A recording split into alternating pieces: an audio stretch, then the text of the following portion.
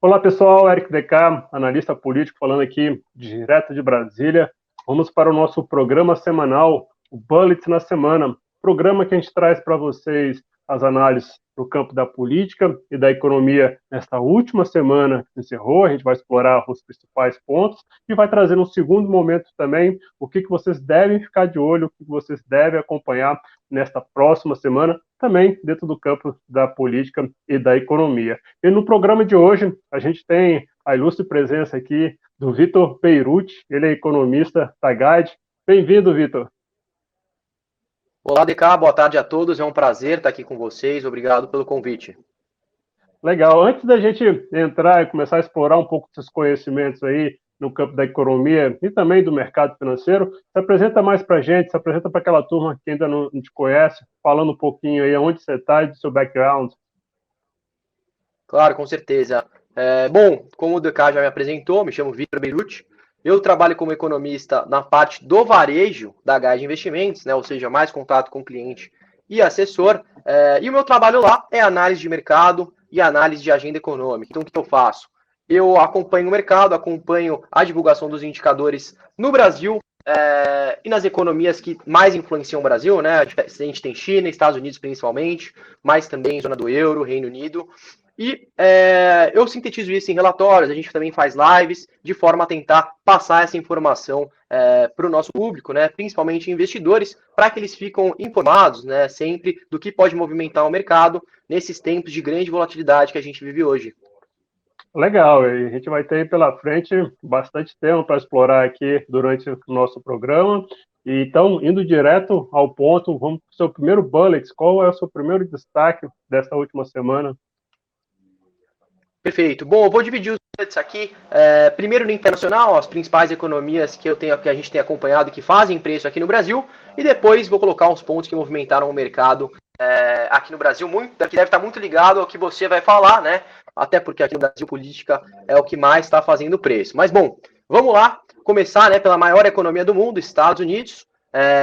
Falar um pouquinho dos indicadores, acho que de destaque de hard data, né, dados reais, a gente tem as vendas no varejo e a produção industrial, que foram divulgadas na terça-feira acima das expectativas, ou seja, mostrando uma economia resiliente, apesar desse ambiente de pressão de custos que a gente vive hoje, tá? E aí, no pano de fundo, segue aquela mesma discussão, né? Aquele mesmo receio com a inflação, né? Então, de um lado, a gente tem esses dados mostrando uma economia resiliente, depois de uma temporada de balanço que também superou bastante as expectativas, né? Empresas do S&P, quase que 80% dos resultados divulgados já superaram expectativas do mercado.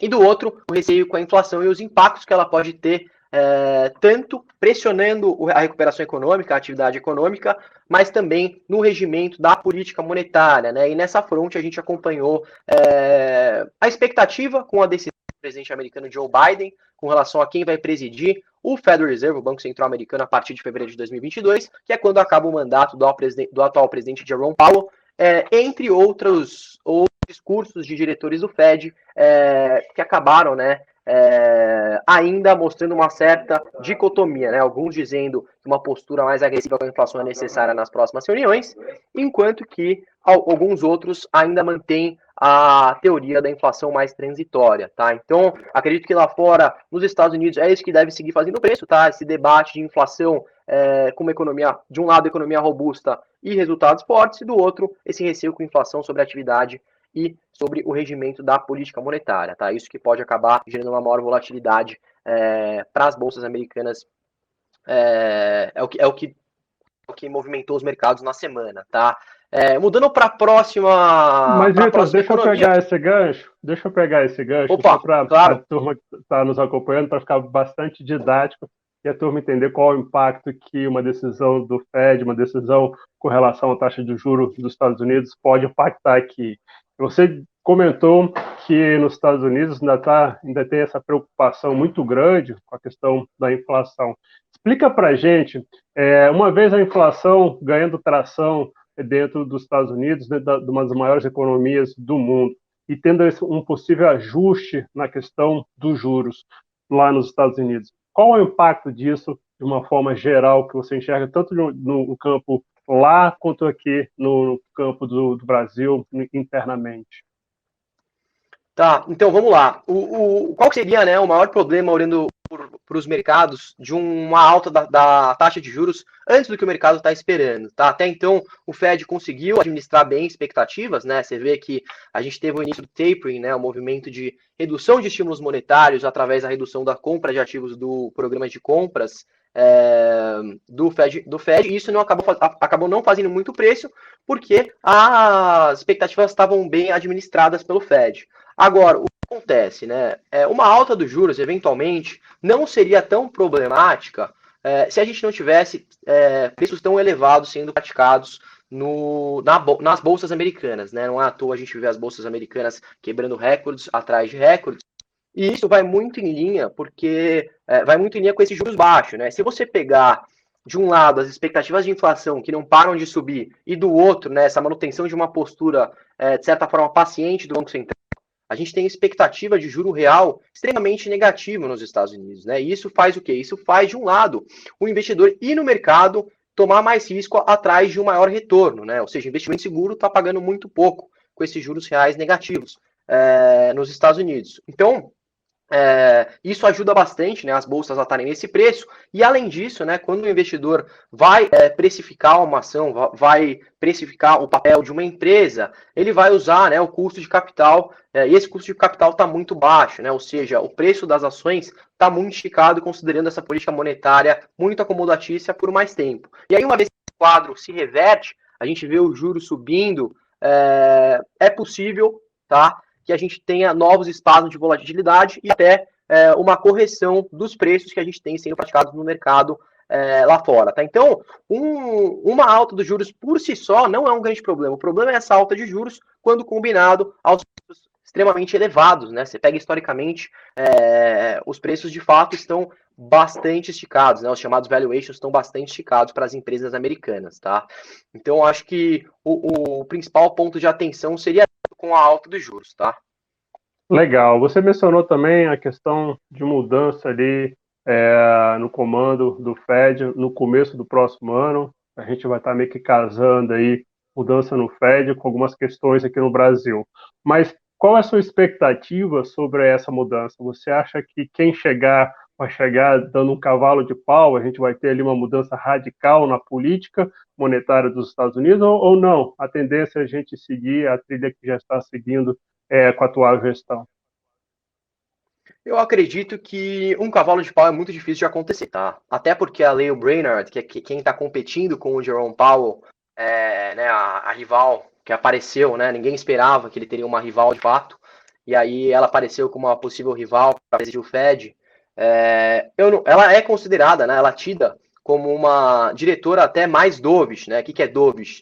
Dovish é uma expressão, né, utilizada por uma postura menos preocupada com a inflação e, portanto, mais propensa a sustentar uma política monetária mais acomodatícia por um período maior, tá? Então, por ela ter essa característica, eu não acredito que ela descartaria, né? O Fed, dificilmente a gente vê dissidentes nas decisões do Fed, tá? Então, tem um grupo e eles votam, geralmente, né, eles votam em conjunto, e, portanto, eu acho que eles estão se baseando, né, não é uma opinião do Powell, não é uma decisão apenas dele, ele se baseia nas projeções, ele se baseia no outlook, né, que eles têm para a economia e para a inflação. Acredito que a Lael Brainerd também deve sustentar essa visão de economia de inflação transitória, né? A gente tem uma inflação pressionada, possivelmente deve se sustentar por mais tempo, mas as características, né, dessa pressão de preço, quando se olha na composição, em grande parte são transitórias. A gente vê há pouco tempo, né, um contágio, né? A gente vê preço de gás, preço de salários que são um pouco mais duradouros começarem a ser pressionados, tá? Mas um aumento de produtividade, principalmente com relação aos salários, dá uma tranquilidade nessa frente por hora, tá? Então, eu acredito que ela deva manter uma postura similar ao Jerome Powell, tá? É claro que até ela aparecer, existia um consenso de que seria uma decisão fácil o Jerome Powell ficar. A gente tem a Janet Yellen, que é secretária do Tesouro americano, defendendo a postura do Jerome Powell.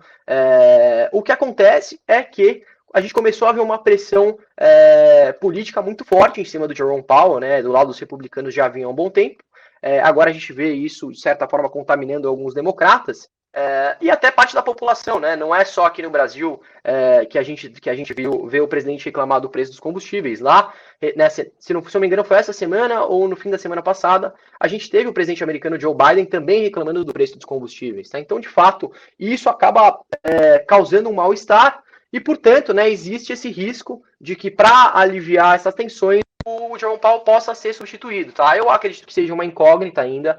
Eu acho que, pelo histórico, o meu palpite seria a manutenção de Jerome Powell na presidência, tá? Vamos ver, tá em aberto, existe grande expectativa com essa mudança, mas fica difícil aqui apontar quem vai sair por cima, tá? Eu acho que, independente de quem sair, não vai ter uma mudança muito drástica na forma de reger a política monetária, mas não deixa de ser um ponto interessante para a gente deixar no nosso radar como investidores. Legal, vamos olhar então para o interno, vamos olhar para o Brasil. Qual é o seu segundo bullet dessa última semana? Olhando para o Brasil, falando primeiro, né, da agenda econômica, a gente teve o Boletim Focus, que traz as projeções do mercado em relação às principais variáveis econômicas do Brasil, saindo aí na terça-feira, né? Geralmente sai na segunda-feira, mas a gente teve o feriado da Proclamação da República, então acabou saindo na terça-feira, mesmo dia em que a gente teve a divulgação do IBCBR, né, o Índice de Atividade do Banco Central do Brasil. E aí essas duas divulgações serviram, né, para confirmar uma piora de perspectivas com relação aos fundamentos econômicos do Brasil. Tá? Então, de um lado, a gente tem o IBCBR que confirmou, né, os dados setoriais fracos que a gente viu para o mês de setembro, ou seja, produção industrial, vendas no varejo e até o volume de serviços, que era a expectativa positiva para o mês, acabou decepcionando bastante nas leituras de setembro, e aí o IBCBR confirmou isso com uma queda de 0,27% no mês, tá? Ou seja, é o segundo mês consecutivo que a gente tem a nossa proxy do PIB, né, a nossa leitura mensal do PIB do Banco Central negativa, né? Em agosto ela veio com uma queda de 0,15%, e ao mesmo tempo a gente tem o Focus mostrando, né, uma piora de perspectivas com a atividade, não só para 2021, mas também para 2022.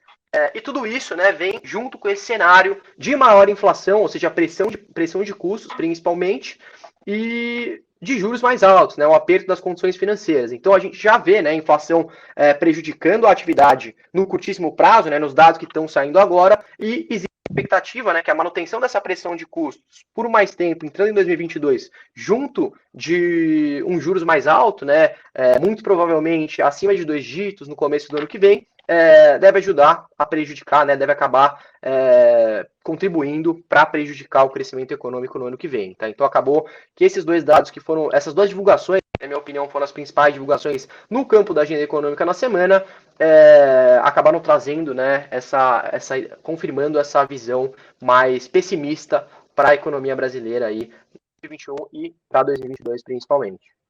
Legal, deixa eu explorar esse ponto contigo. Você já mencionou da possibilidade aí da gente chegar aos 2 dígitos da questão aí da inflação, e eu acredito também até na questão dos juros. Como é que está a sua cabeça para o início do ano que vem? O que você está prevendo aí nessa questão tanto do IPCA, inflação, quanto da Selic, vamos colocar ali o primeiro trimestre e depois para o segundo trimestre, que é o primeiro semestre do 2022. Como é que está a sua cabeça com relação a isso? E também, já aproveitando, como é que você vê aí a questão do impacto do dólar já no começo do próximo ano? Você acha que a gente vai manter o nível que está agora, ou a tendência, na sua percepção, é de a gente ter um dólar ainda mais forte aqui no país? Bom, vamos lá. Começando pela inflação e pelos juros, eu acredito que o IPCA atingiu aí seu pico em 12 meses agora em outubro, tá? Apesar disso, eu não descarto leituras bastante relevantes para novembro e para dezembro, tá? Mas de forma que eu acredito que o IPCA em 12 meses deva fechar 2021 próximo dos 10%, tá? Então, nossa projeção atual é 9,8%, tá? Com viés altista. A gente ainda está fazendo algumas revisões, mas bom, enfim, próximo aí dos 2 dígitos para 2021.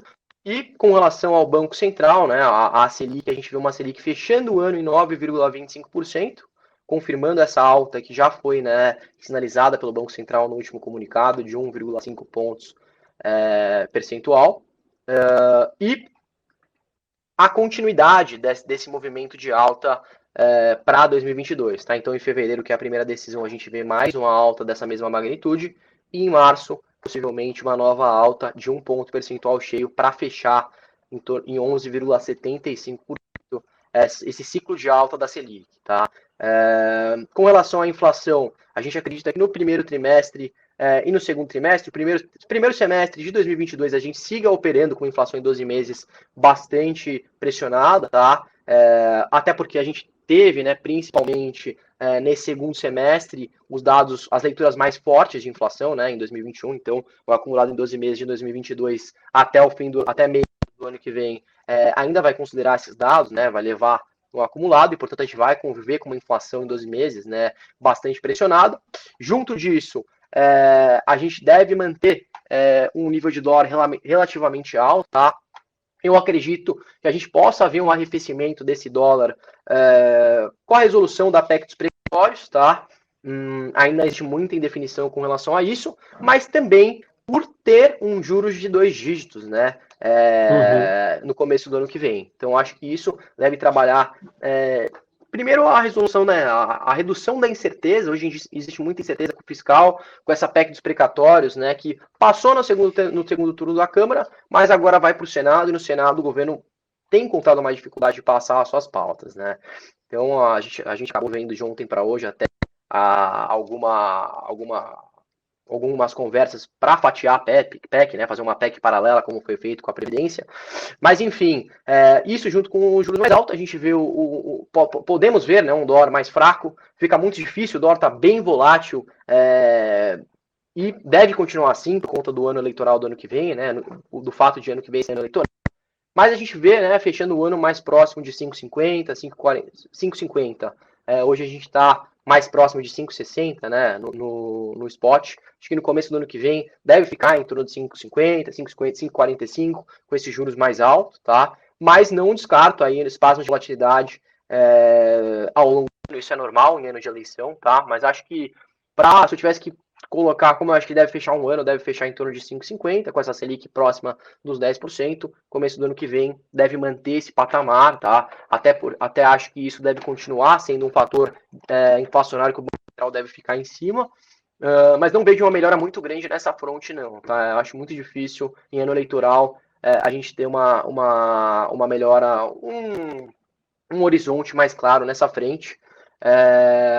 E eu acho que é isso, né? Juros, inflação e dólar, acho que para o começo do ano que vem, essas são as nossas perspectivas, tá? De certa forma, um pouco mais pessimista, porque o cenário acaba pedindo isso, né? A gente teve uma piora de fundamento muito grande, com o aumento da incerteza fiscal, o juros subiu muito, a inflação, né, já estava pressionada por outros fatores, né, a inflação importada do mundo, mas com essa puxada do dólar acaba intensificando mais as expectativas, e tudo isso acaba batendo nas projeções de atividade, né, e isso tem reflexo diretamente no mercado, né, não à toa que a gente já vê todos os setores sofrendo, né, até serviços já começou a sofrer com essa pressão de preços, né, pressão de inflacionária agora em setembro, tá? Então acho que a visão para o começo do ano que vem segue sendo um pouquinho mais delicada. A partir do segundo semestre eu já espero algum arrefecimento, né, desemprego alto, juros alto, e atividade fraca, acho que tende a arrefecer essa pressão inflacionária até o fim do ano que vem. Você não perguntou, mas eu acho que é válido colocar, né? Eu acho que ano que vem a gente fecha a inflação de 2022, o dado cheio acima da meta, tá? Mas olhando alguns núcleos, eu acho que o Banco Central vai conseguir fazer com que os núcleos, né? Para quem não sabe, são medidas de inflação que retiram alguns componentes mais voláteis, como energia e alimentos, tá? Eu acho que nos núcleos especial, o X3, o Banco Central vai conseguir deixar um pouco mais próximo da meta para o ano que vem, tá? Acho que o dado cheio é muito difícil, deve ficar em torno de 4,5, 4,6 no nosso ver, né, nos dados que a gente tem hoje, mas a partir do segundo semestre a gente espera crescimento dos preços por aqui, tá? Não pelos melhores motivos, mas é o que a gente espera. Legal, me explica uma coisa, dentro desse cenário, dentro desse horizonte que você está traçando, está colocada também a caixinha do risco hídrico, ou isso já foi colocado, já foi escanteado nessas últimas semanas, tendo em vista que esse risco hídrico parece que não está tão forte como estava há pelo menos no mês passado? Como é que está a cabeça de vocês com relação a isso? A gente teve um arrefecimento bom desse risco, né? Acabou que choveu bem mais do que o esperado nesses meses, e existia expectativa, né, que ia ficar bem abaixo da média, outubro e novembro, não é o que está acontecendo.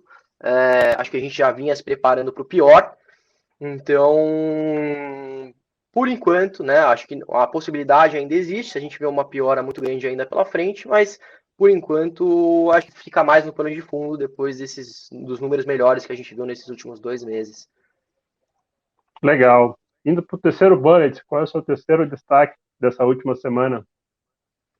Destaque, ficando aqui no Brasil, né? Acho que para fechar, ó, o principal destaque, né? A gente teve uma semana que devolveu os ganhos que a gente teve na semana passada. Semana passada foi uma surpresa, a gente conseguiu descolar do exterior, a gente para cima e eles para baixo, né? Na semana passada. E aí essa semana tá voltando ao normal, e Bovespa devolvendo os ganhos. E o S&P, enfim, Stock 600, apesar, né, de ter uma semana mais volátil, fechando próximo das máximas históricas. E isso, mais uma vez, é atribuído à avaliação política, né? A gente fica, fica refém do acompanhamento dos bastidores do trâmite da PEC dos precatórios agora no Senado, né? A gente teve, no começo da semana, a expectativa de que poderiam fazer uma alteração que tiraria os precatórios do teto de gastos, excepcionalmente para 2022, de forma a encaixar o Auxílio Brasil, descartando, né, a ideia inicial que foi aprovada na Câmara dos Deputados, que é a mudança de janela do IPCA e o parcelamento dos precatórios, né, um limite de pagamento para o ano que vem. Isso causou um pouco de desconforto, né, aumentou a incerteza. O governo não conseguiu, né, pelo que parece, não está conseguindo os votos, são necessários, eu acho que 49 votos, se não me engano, em 2 turnos para passar. Pelo que a gente está vendo, eles têm 40 votos certos e 13 possíveis, né, o que é uma margem muito apertada, é muito pouco para arriscar.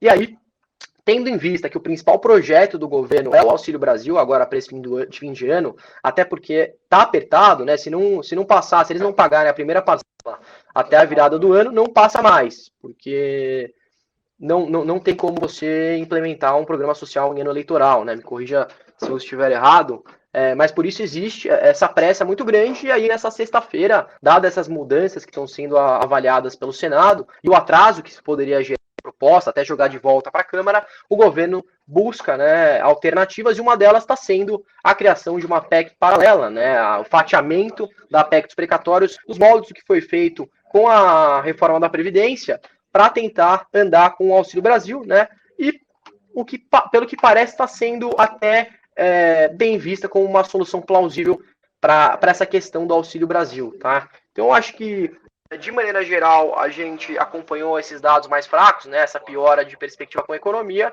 em mais um mês, mais uma semana que foi dominada, né, pelo acompanhamento dos desenvolvimentos em Brasília com relação aos bastidores do trâmite da PEC dos precatórios agora no Senado. Legal, já que você deixou a bola quicando aí com relação à política, eu vou iniciar então a minha parte falando dos 3 bullets da política nessa última semana. E como o Vitor colocou, o tema central foi PECs precatórios e PECs dos precatórios. Colocando para as principais peças desse puzzle, as principais peças desse quebra-cabeça.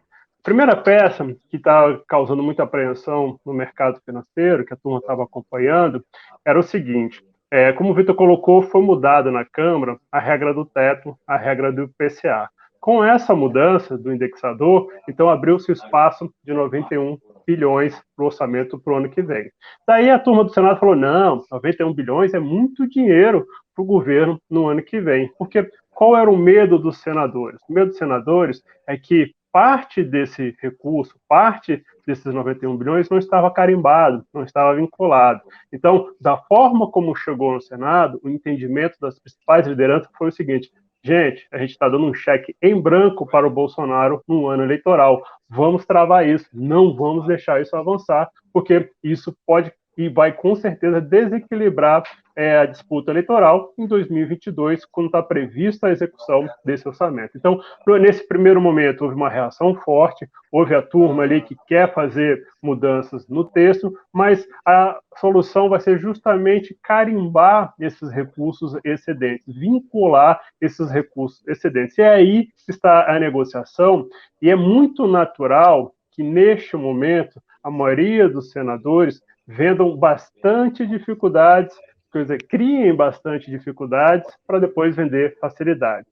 Se a gente pegar o processo ali na Câmara dos Deputados, foi exatamente igual. A turma ali do Centrão, PMDB, PSDB, entre outros, criou muitas dificuldades durante todo o processo. E qual é o background disso? Qual é o pano de fundo disso? Gente, a gente está na reta final do ano, a gente tem recursos do orçamento do ano passado, que são recursos ainda da emenda de relator, aquela caixinha preta que o Supremo decidiu, mas o Supremo decidiu congelar só esse ano. Tem 9 bilhões quicando aqui em Brasília para ser distribuído de uma forma ainda oculta, por meio dessa emenda dos relatores. E a turma nos bastidores está brigando por isso. Está brigando pelos 9 bilhões, do que se chama Resta Pagar de 2020, e está brigando também pela liberação das emendas de 2021. Então, o preço aqui ficou mais alto, as negociações aqui ficaram mais duras, do tipo, ou o governo, ou você acelera a liberação das emendas que vão depois ser transformadas em obras e projetos nas bases eleitorais, ou a gente vai cruzar os braços e a gente vai, então, criar bastante dificuldade. Então, é natural, neste momento, a gente está vivendo esse clima, porque as negociações ainda estão em curso, mas o nosso cenário base continua sendo um cenário base de aprovação dessa PEC. Resta saber qual vai ser o texto final. E aí eu entro um pouco no que o Vitor falou sobre essa PEC paralela. O que está sendo estudado nessa PEC paralela? É o seguinte, a gente mantém o que a Câmara decidiu, 91 bilhões aí para de recursos para 2021, a gente destina 50, 60 bilhões para o Auxílio Brasil, a gente carimba isso, a gente fala, todo esse recurso aqui vai ser usado para essa finalidade, para o governo não fazer festival no ano que vem. E nessa PEC paralela tem alguns pontos que vão ser encaixados, que é o seguinte, que é a auditoria dos precatórios, porque a gente está falando da PEC dos precatórios, também a gente está falando de tornar o Auxílio Brasil permanente, o que é bem tranquilo para o governo, o que é bem fácil, porque o Bolsa Família anterior ao Auxílio Brasil já era permanente, e agora a turma só precisa também tornar o Auxílio Brasil, que vem substituir o programa social que foi criado pelo PT, de permanente. Então, nesta PEC paralela, a princípio ficaria esses penduricalhos, que não são grandes problemas. Então, assim, fazendo a PEC paralela, a tendência, então, é de aprovação no Senado, depois da aprovação é promulgação. Porque tudo que está sendo negociado, tudo que não está sendo encontrado consenso entre Câmara e Senado, está indo para uma PEC paralela. E aí, essa PEC paralela depois vai ter vida própria, vai ter que também tramitar na Câmara, no Senado, e aí tem ali as votações previstas. Então, a gente tem vários cenários. A gente tem um cenário de votação da PEC, como veio da Câmara, e aí já vai para a promulgação. A gente tem um cenário 2, que é a votação da PEC original mais essa PEC paralela, mas no nosso cenário as coisas vão avançar. E por quê? Porque todo mundo aqui em Brasília, todos os petistas querem esse excedente de 91 bilhões, porque isso também vai ser revertido em emendas parlamentares num ano eleitoral, um ano que eles vão poder aplicar recursos nas bases eleitorais. Então, por mais que o jogo esteja difícil, por mais que o jogo esteja duro, nosso cenário base ainda é de aprovação da PEC dos precatórios. Um segundo bullet que a gente traz de destaque na semana foi a desoneração da folha. O projeto passou de forma célere ali na Câmara dos Deputados, já foi encaminhado para o Senado. É interessante, porque inicialmente o governo tinha muita resistência a essa proposta da desoneração da folha, que estende o benefício da desoneração da folha até 2026, porque a Câmara, quando apresentou esse projeto, não apresentou uma contrapartida. O que é isso? Eles criaram despesas para pagar esses benefícios para 17 setores por mais 4, 6 anos, mas não falaram de onde ia tirar o recurso. Mas aí espera-se uma decisão do TCU dizendo que não, para esse tipo de despesa não precisa falar, não precisa mostrar contrapartida. Então, com essa sinalização, a turma da Câmara aprovou a desoneração da folha, vai agora para o Senado e a turma também deve votar lá essa desoneração da folha, que tem a estimativa de impactar os cofres da União em cerca de 10 bilhões nos próximos anos. E o terceiro bullet que eu trago para vocês é um tema que está pegando fogo nos bastidores, tem uma guerra instaurada, que são as prévias do PSDB. O PSDB passou os últimos 2 meses discutindo ali quem vai ser o candidato do partido para presidente em 2022, e pelas conversas que a gente teve, o cenário é muito ruim mesmo para o vencedor. Por quê? O partido está praticamente rachado. A tendência hoje, nas conversas que a gente teve, é do Dória vencer, mas vencer de uma forma bastante apertada e também de uma forma contestada, porque durante esses 2 meses houve muita briga nos bastidores e isso deve deixar sequela em 2022. Qual é a consequência disso, Eric? A consequência disso é uma possível cristianização. O que é isso, Eric? Cristianização é o seguinte: o PSDB sai com o candidato neste domingo vitorioso, mas durante a campanha ele é esvaziado, porque parte do partido ali nos estados, nos municípios, não vão apoiá-lo durante a campanha presidencial. Então, a vida do PSDB está bastante difícil, independente se vai ser Dória ou Leite vitorioso, porque a briga interna está bastante grande e isso deve deixar sequelas para o próximo ano. Lembrando que o PSDB sempre se coloca aí na questão da terceira via. Bem, esses são os 3 destaques desta última semana. Volto para você, Vitor, para a gente falar o que a turma tem que ficar de olho nesses próximos dias, o que os investidores têm que acompanhar dentro do campo da política e da economia e também dentro das questões que envolvem o mercado financeiro.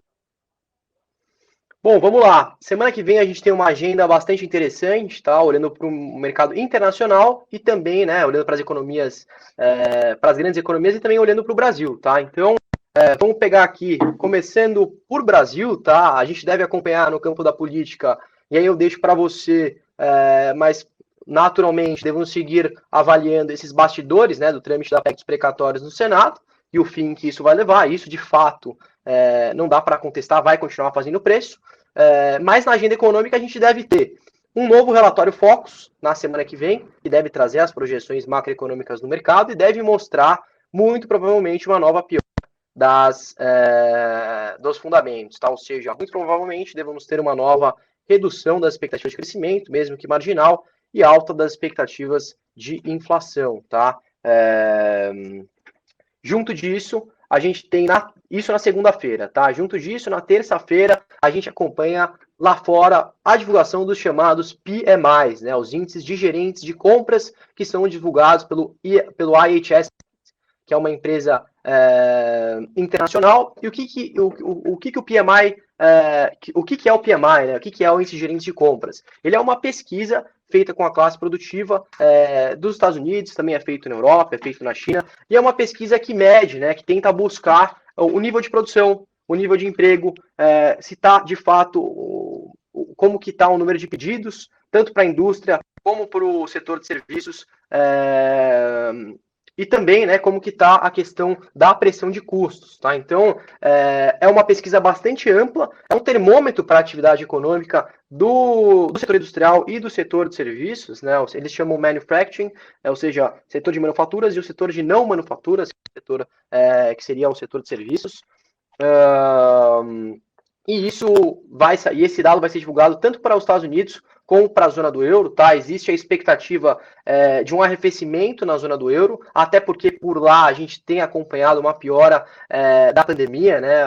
Já podemos até dizer que temos uma quarta onda em alguns países. A Áustria anunciando um novo lockdown, a Alemanha também sinalizando que pode ir na mesma direção, já restringindo circulação em bares, restaurantes, eventos públicos.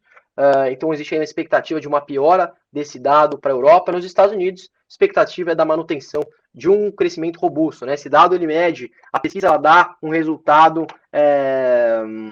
numeral, né, em pontos, e aí um resultado acima de 50 pontos indica expansão, abaixo de 50 pontos indica contração. Ou seja, nos Estados Unidos a expectativa é que o dado ainda venha profundamente em terreno expansionista, tá?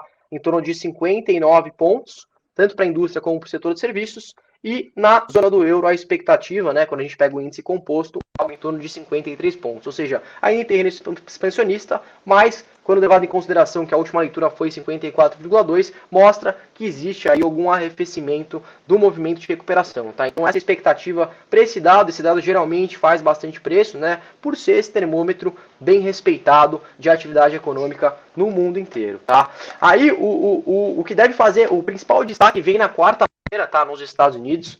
A gente tem os dados de renda e consumo pessoal na maior economia do mundo, referente ao mês de outubro, e esse dado sai junto com o deflator do PCE, que é a medida de inflação que o Fed usa para reger a política monetária. Até a principal medida de inflação utilizada pelo Fed, a medida de inflação, podemos dizer assim, preferida pelo Banco Central americano. E aí, a inflação nos Estados Unidos tem sido um tema bastante delicado, tá? Então, um PCI acima das expectativas, tá? Que estão em torno de 0,7%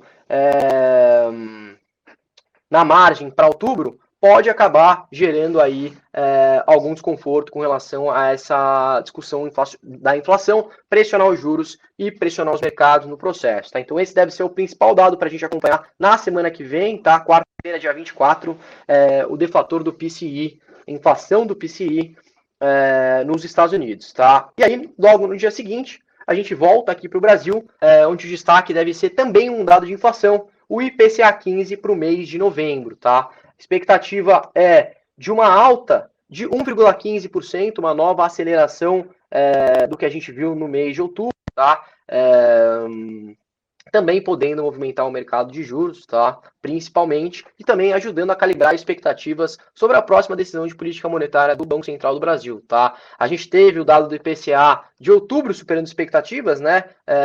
Mas esses dados de atividade fracos que a gente viu para o mês de setembro acabaram contrabalanceando um pouco as apostas, né? De alta superior a 1,5 pontos percentuais do Banco Central, tá? Mas acho que de maneira geral, olhando por cima, esses são. Ah, não, tem o CAGED também, né? O emprego formal no Brasil que sai na sexta-feira, também vale a pena a gente ficar de olho, tá? Mas aí com o CAGED eu acho que dá para fechar. Então é política e essa série de indicadores importantes que podem movimentar os mercados, ou seja, PMIs, PCI lá fora e aqui no Brasil IPCA 15 e CAGED e o Boletim Focus também na segunda-feira, tá? Então acho que de maneira geral, esses são os principais destaques para o investidor ficar de olho na semana que vem, que são pontos que podem acabar movimentando os mercados. Legal, eu vou colocar cada pecinha dessa que você apresentou, eu vou somar a questão política. E aí, galera, se segurem na cadeira. Segunda-feira, Boletim Focus, que o Vitão colocou pra gente. Segunda-feira também está previsto colocar cada pecinha dessa que você apresentou, eu vou somar a questão política. E aí, galera, se segurem na cadeira. Boletim Focus, que o Vitão colocou pra gente. Segunda-feira, colocar cada pecinha dessa que você apresentou, eu vou... E aí, galera, se segurem na cadeira. Tem Fox, que o Vitão... Gente, segunda-feira, colocar cada pecinha dessa que você apresentou, eu vou... E aí, galera, se segurem na cadeira. Tem Fox, que o Vitão... Gente, segunda-feira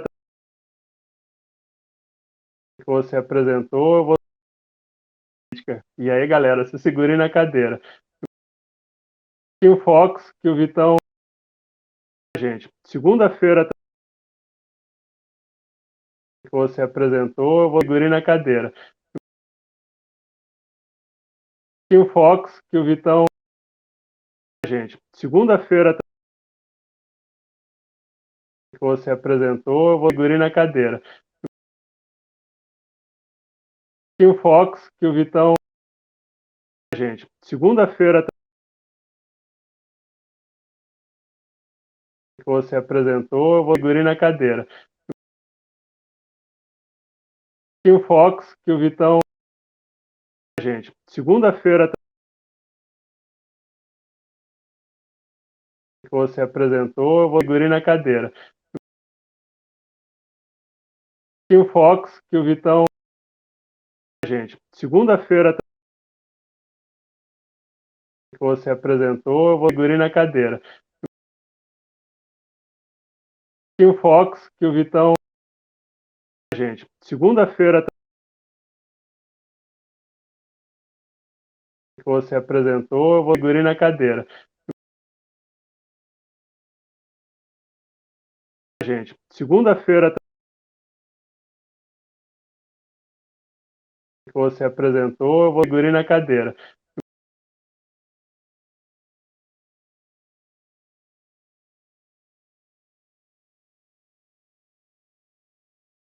Que você apresentou, eu vou segurar na cadeira.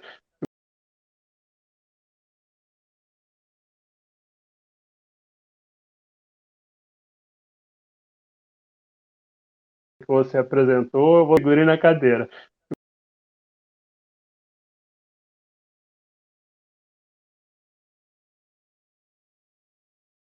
Que você apresentou, eu vou segurar na cadeira.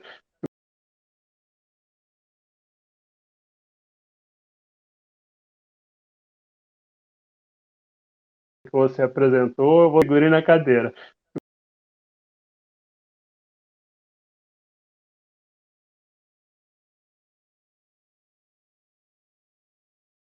Segure na cadeira.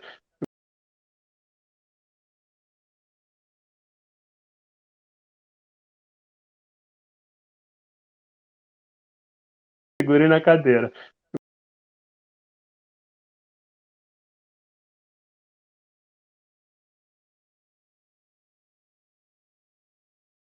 Segure na cadeira.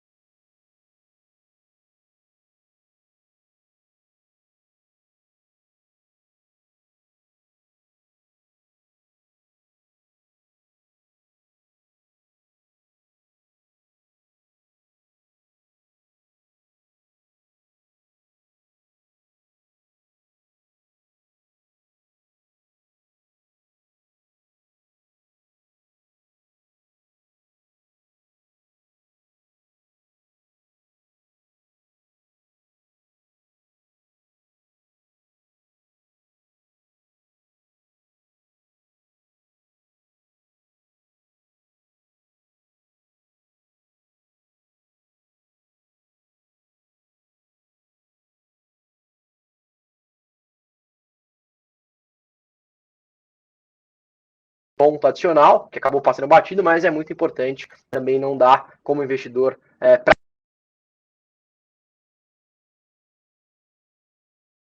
me coloco à disposição para voltar aqui mais vezes e vamos todos nos preparar porque essa semana que temos pela frente de fato promete aí fortes emoções para nós investidores. Vitor, te agradeço demais o seu tempo, te agradeço demais esse bate-bola com a gente e também você deixar explorar um pouquinho mais os seus conhecimentos em diferentes áreas. E, gente, esse foi o programa deste domingo. Ficamos por aqui desejando a todos um bom domingo, uma boa semana e ótimos negócios.